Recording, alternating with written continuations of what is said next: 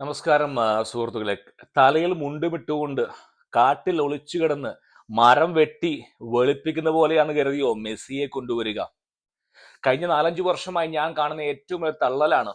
LDF വരും, ശരിയാകും, കേരയിൽ വരും, പിന്നെയാണ് ഈ പറയുന്നത് മെസ്സി വരുമെന്ന്. ആർക്കാണ് മെസ്സിയെ കൊണ്ടുവരേണ്ടത്? മെസ്സിയെ കൊണ്ടുവരാൻ സാധിക്കുമോ? യഥാർത്ഥ ഉദ്ദേശം എന്താണ്? നമ്മളൊരു ഒരു ചിന്താഗതിയിലും വിദ്യാഭ്യാസപരമായിട്ട് മുൻപന്തിയിലാണ് നമ്മൾ. മലയാളികൾക്ക് ഒരു ചിന്താഗതി ഉണ്ട്, 100% സാക്ഷരത ചിന്താഗതിയിൽ വളരെ മുന്നോട്ട്, പ്രബുദ്ധ കേരളം. എന്നിട്ടും എന്തുകൊണ്ടാണ് കേരളം മാത്രം പുറകോട്ട് ചിന്തിക്കുന്നത്? ലോകം എന്നല്ല പറയുന്നത്, ഇന്ത്യ മുഴുവൻ മുന്നോട്ട് പോകുമ്പോൾ ഒരു കോർണറിൽ നമ്മൾ അറബിക്കടലിലേക്കാണ് പോകുന്നത്. നമ്മൾ അയൽ സംസ്ഥാനമായിട്ടുള്ള കർണാടക, തമിഴ്നാട്, ആന്ധ്ര, തെലുങ്കാന മത്സരിക്കുകയാണ്. എന്തിനു വേണ്ടി? മെസ്സിയോടല്ല മത്സരിക്കുന്നത്. സോഹോ പോലുള്ള കമ്പനികൾ, Amazon web service, Amazon is building കോടിക്കണക്കിന് രൂപയുടെ ഡേറ്റാ സെന്റർ ആണ് തെലുങ്കാനയിൽ ബിൽഡ് ചെയ്യുന്നത്. മൈക്രോസോഫ്റ്റ്, ഗൂഗിള്, മൾട്ടിനാഷണൽ കമ്പനികൾക്ക് പരവതാനി വിരിക്കുകയാണ് ഈ പറയുന്ന സംസ്ഥാനങ്ങൾ. ഫോക്സ്കോൺ എന്നുള്ള ആപ്പിളിന്റെ അസംബിൾ എന്ന കമ്പനിയെ ഫോക്സ്കോൺ, അവരുടെ CEO ചെന്നൈയിൽ വന്നപ്പോൾ പേഴ്സണലി പോയി ഇൻവൈറ്റ് ചെയ്ത് സ്വന്തം കാറിലാണ് രാജ എന്ന് പറയുന്ന തമിഴ്നാടിന്റെ വ്യവസായ മന്ത്രി രാജ കൊണ്ടുവന്ന് സംസാരിക്കുന്നത്. ഇൻവെസ്റ്റ്മെന്റ് ആകർഷിക്കുക. ഒരു 10 വർഷം 15 വർഷം മുമ്പ് വരെ പിച്ചക്കാരും വട്ടി പലിശക്കാരുമായിരുന്നു തമിഴ്നാട്ടിൽ നിന്ന് വരുന്നത്. ഇപ്പൊ വരവൊക്കെ നിന്നു. 1 ട്രില്യൺ ഇക്കോണമിയുടെ മാർക്കറ്റാണ് തമിഴ്നാട് എന്ന് പറയുന്നത്. വികസനത്തിലേക്ക് കുതിക്കുമ്പോൾ നമ്മൾ ഇവിടെ ഒരു മെസ്സിയാണ് കേരളത്തിലെ യഥാർത്ഥ പ്രശ്നം. 100% മലയാളികൾക്കും അറിയാം ഇവർ വരാൻ പോകുന്നില്ല എന്ന്. പക്ഷെ എന്താണ് ഇവരുടെ സ്ട്രാറ്റജി എന്ന് പറയുന്നത്? Marketing campaign. LDF വരും, ശരിയാകും എന്നുള്ള ഒരു ക്യാമ്പയിൻ പോലെ മെസ്സിയെ കൊണ്ടുവരും എന്ന് പറഞ്ഞുകൊണ്ട് 2026 ഇലക്ഷൻ വരെ മുന്നോട്ട് കൊണ്ടുപോവുക. രണ്ട് കാര്യങ്ങൾ പറയാൻ ആഗ്രഹിക്കുന്നത്. നിങ്ങൾ ചിന്തിക്കണം, ഇരുത്തി ചിന്തിക്കണം. ആദ്യം പറയുന്നത് എന്തുകൊണ്ട് കേരളം പുറകോട്ട് പോകുന്നു?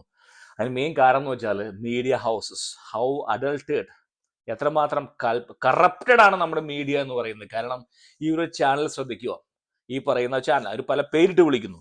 ഈ ചാനലിന്റെ ഉദയം പണ്ടായിരുന്നു, പക്ഷെ അതിന്റെ ഒരു പുനർജന്മം ഒരു 4 വർഷങ്ങളായി വന്നിട്ട്. കാരണം ടെക്നോളജിയിലൊക്കെ ഭയങ്കര മാറ്റങ്ങൾ വരുത്തി, അവർ ഫ്ലോർ മാറ്റി, അവതാരകരെ കൊണ്ടുവന്നു, പുതിയ ലോഗോ, പുതിയ ലേബല്, അടിമുടി മാറ്റം. എന്തിനാണ് അവർ കൊണ്ടുവന്നിരിക്കുന്നത്? ഇതിന്റെ പുറകിൽ ആരായിരിക്കാം? ആർക്കായിരിക്കും ഇതിന്റെ പണം ഇൻവെസ്റ്റ് ചെയ്യാൻ പറ്റുന്നത്? കാരണം ടെക്നോളജി പരമായിട്ട് അറിവുള്ളവർക്ക് മാത്രമേ സാധിക്കുള്ളൂ.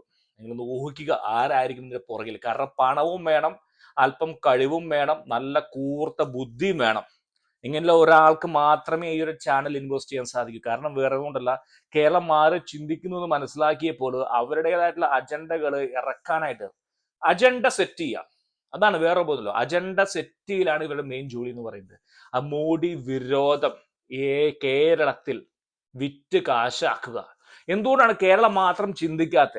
ഈ ബാക്കി ഇന്ത്യയിലെ സംസ്ഥാനങ്ങൾ മുഴുവൻ മാറി ചിന്തിക്കാൻ തുടങ്ങി. ഗോവയായാലും, ഗോവയെ ഭരിക്കുന്നത് BJP ആണ്.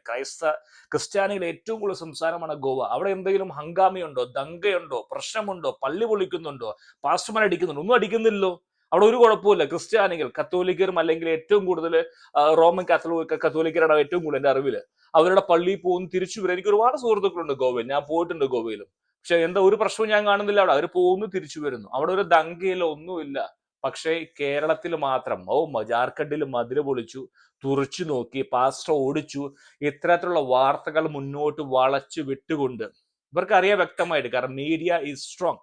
മീഡിയയിൽ കൂടി നടക്കൂ. ഇവർക്കൊരു പാനലുണ്ട് വൈകുന്നേരം. ഈ പാനലിൽ അടുത്തിരുന്ന് സംസാരിക്കുക, മോഡി വിരോധം വിളിച്ചു പറയുക, വീമ്പളക്കുക, എന്നിട്ട് ലൈം ലൈറ്റിൽ നിന്നുകൊണ്ട് ഇന്ത്യയെ മോശമാക്കി കാണിച്ചുകൊണ്ട് ഭരണം പിടിക്കുക കൊച്ചു കേരളത്തിന്റെ. നമ്മുടെ കുട്ടികൾ, തലമുറ എന്ന് പറയുന്നത്, ഇവർ ഈ വിദേശ രാജ്യങ്ങളിൽ പോയി വല്ല ബർഗർ കിങ്ങില് ബർഗർ മറിച്ചിടുകയോ അല്ലെങ്കിൽ കേരളമാരായി വർക്ക് ചെയ്താൽ മാത്രം മതിയോ? തൊട്ടടുത്തുള്ള ആന്ധ്രയിലായാലും തമിഴ്നാട്ടിലായാലും കുട്ടികൾ സ്കില്ലിംഗ് അപ്പ്. ഫോക്സ്കോൺ പോലുള്ള കമ്പനികളിൽ വർക്ക് ചെയ്യുന്ന യുവതികളാണ് അവിടെ നമ്മുടെ യുവതികൾ എന്താ ചെയ്യുന്നത്? നമ്മുടെ സ്ത്രീകൾക്ക് ആകെ ജോലി എന്ന് പറയുന്നത് കുടുംബശ്രീ പോലുള്ള ജോലികളും വളരെ വേസ്റ്റ് എടുപ്പ് മാത്രമാണ് നമ്മുടെ നാട്ടിലുള്ളത്. വല്ല കൈത്തൊഴിൽ പഠിപ്പിക്കുന്നില്ല. തമിഴ്നാട്ടിലെ സോഹോ എന്നുള്ള മൾട്ടിനാഷണൽ കമ്പനിയിലെ യുവതികളാണ് പണിയെടുക്കുന്നത്. ഗ്രാമങ്ങളിലാണ് സ്ത്രീകൾ ജീവിക്കുന്നത്. അവിടുന്ന് അവര് കമ്പ്യൂട്ടർ എഞ്ചിനീയറും സോഫ്റ്റ്വെയർ ഡെവലപ്പേഴ്സുമായി മാറിയിരിക്കുന്നത്. ഈ ഒരു സംസ്കാരം കൊണ്ടുവരുന്നതിന് പകരം മെസ്സിയെ കൊണ്ടുവരും. ആർക്കാണ് മെസ്സിയെ കൊണ്ടുവരിക? മെസ്സി വരുമോ? കാരണം മെസ്സിക്ക് വരാൻ സാധിക്കില്ല. നമുക്ക് അത്തരത്തില് മത്സരം നടത്തി പരിചയമില്ല. 1 വർഷം പോലും ഇല്ല വേൾഡ് കപ്പിന്. ചിന്തിക്കുക നിങ്ങൾ. ഈ വേൾഡ് കപ്പിനിടയ്ക്ക് ഇവർ പറയാം വിൻഡോ ഉണ്ടായില്ല. കാരണം കോടിക്കണക്കിന് രൂപയാണ് മെസ്സിയുടെ ഒരു ഇൻഷുറൻസ് തുക എന്ന് പറയുന്നത്. കാരണം ഇന്ത്യ പോലുള്ള കേരളത്തിലെ എന്ത് സ്റ്റേഡിയമാണ് നമുക്കുള്ളത്? ഗ്രീൻഫീൽഡ് ഉണ്ട്, കലൂരുണ്ട്. ക്രിക്കറ്റ് ആണെങ്കിൽ ക്രിക്കറ്റ്, ഫുട്ബോൾ ആണെങ്കിൽ ഫുട്ബോൾ, പിന്നെ അതിന്റെ ഇടയ്ക്ക് കാശ് കൊടുത്ത് എന്തെങ്കിലും ഷോ ആണെങ്കിൽ ഷോ. അങ്ങനെ തിരിച്ചും മറിച്ചും നടക്കുന്ന ഒരു പിച്ചിൽ അവർ ഒരിക്കലും കളിക്കില്ല. ഏറ്റവും നമ്മുടെ രാഷ്ട്രപതി ദ്രൗപദി മുർമു ശ്രീമതി വന്നപ്പോൾ ഒരു കോൺക്രീറ്റ് പോലും ഇടാൻ കഴിവില്ലാത്തവരാണ് ഇവരെ കൊണ്ട് നടത്താൻ സാധിക്കുമോ? അവർ വരുമോ?